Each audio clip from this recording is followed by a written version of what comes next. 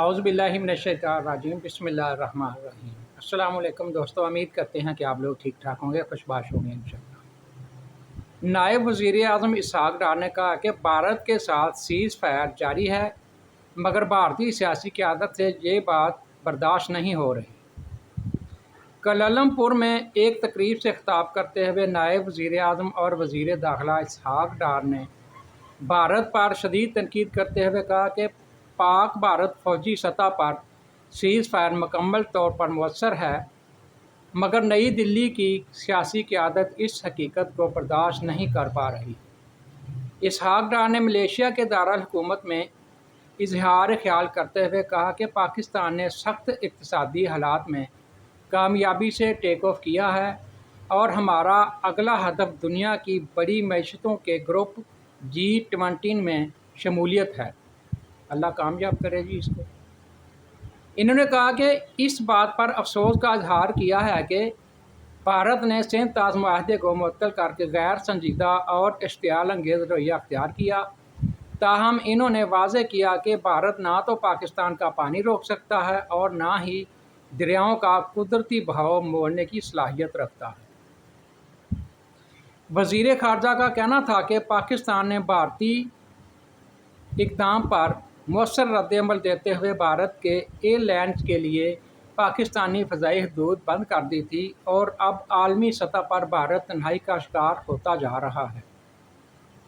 इसहाक़ डार ने कहा कि कौमी सलामती कमेटी के इजलास में भारत को मौसर जवाब देने का मुतफ़क्का फ़ैसला किया गया, जिसके बाद पाकिस्तानी फ़ज़ाइया ने दुश्मन के 6 जंगी तैयारे तबाह किए, जिनमें 4 जदीद राफ़ेल तैयारे भी शामिल थे। भारत ने जानबूझकर अपने 2 मिज़ाइल सिख आबादी में गिरा कर अपनी ही कौम को नुकसान पहुँचाया। ताहम बैनुल-अक़वामी बरादरी ने भारतीय मौक़िफ़ को मुस्तरद कर दिया। इन्होंने बताया कि एक मौका पर सुबह 8:15 बजे अमेरिकी वज़ीर ख़ारजा ने फ़ोन पर इत्तला दी कि भारत सीज़ फायर चाहता है। जंग छेड़ने वाला भी भारत था और ख़त्म करने की दरख्वास्त भी इसी ने ही की थी। इसहाक़ डार ने कहा कि दोनों ममालिक की फ़ौज अब अपनी दफ़ाई पोजीशन तब्दील कर चुकी हैं।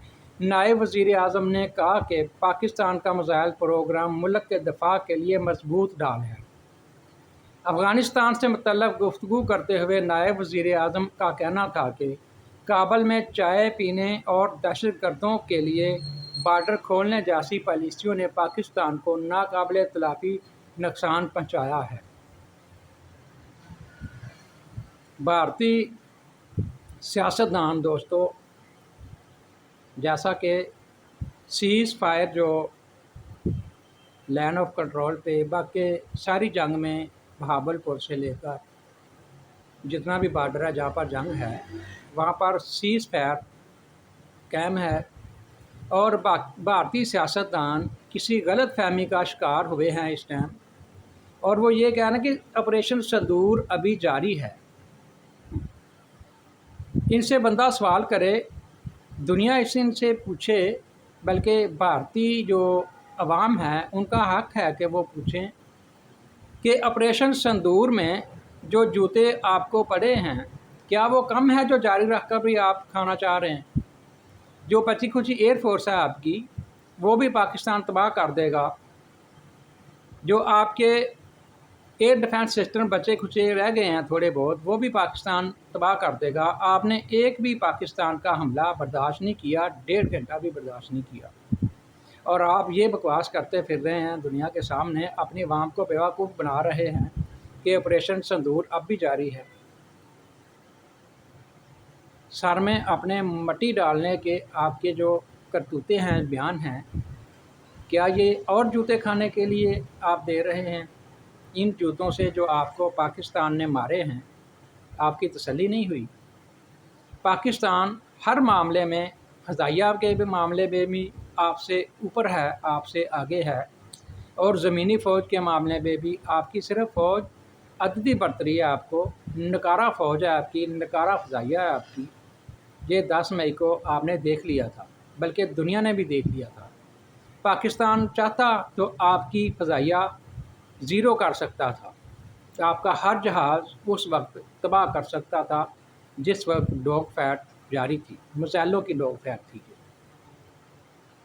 تو ہم امید کرتے ہیں کہ بھارت کو کہ وہ اپنے پاؤں پر مزید کلہاڑی نہیں مارے گا اور پاکستان کے ساتھ اچھے تعلقات لے کر چلے گا آگے. ویسے یہ ایسا ہوگا نہیں، کیونکہ ان کی کرتوتیں جو ہے وہ بالی ووڈ کی ہیں. یہ اپنی عوام کو یہی بتاتے آئے ہیں آج تک کہ بھارت بہت ہی طاقتور ہے، خطے کا چودھری تو بھارت ہے. تو پاکستان نے ثابت کر دیا کہ خطے کا چودھری بھارت نہیں، پاکستان ہے. دوستو، پاکستان کا اور پاکستانی عوام کا اور افواج پاکستان کا شکریہ، جنہوں نے بھارت جیسے بڑے دشمن سے پاکستانیوں کی جان چھڑائی. وہ مسلح حملہ آور ہونا چاہتا تھا کہ پاکستان پر قبضہ کر لیں گے، لیکن افواج پاکستان کے حملے نے اس کو منہ کی کھانی پڑی. دوستو، اب تک کے لیے اتنا ہی. ملتے ہیں اگلے بلاگ میں اس دعا کے ساتھ کہ اللہ ہمیں ہر قسم کے شر اور فتنے سے اپنی پناہ میں رکھے.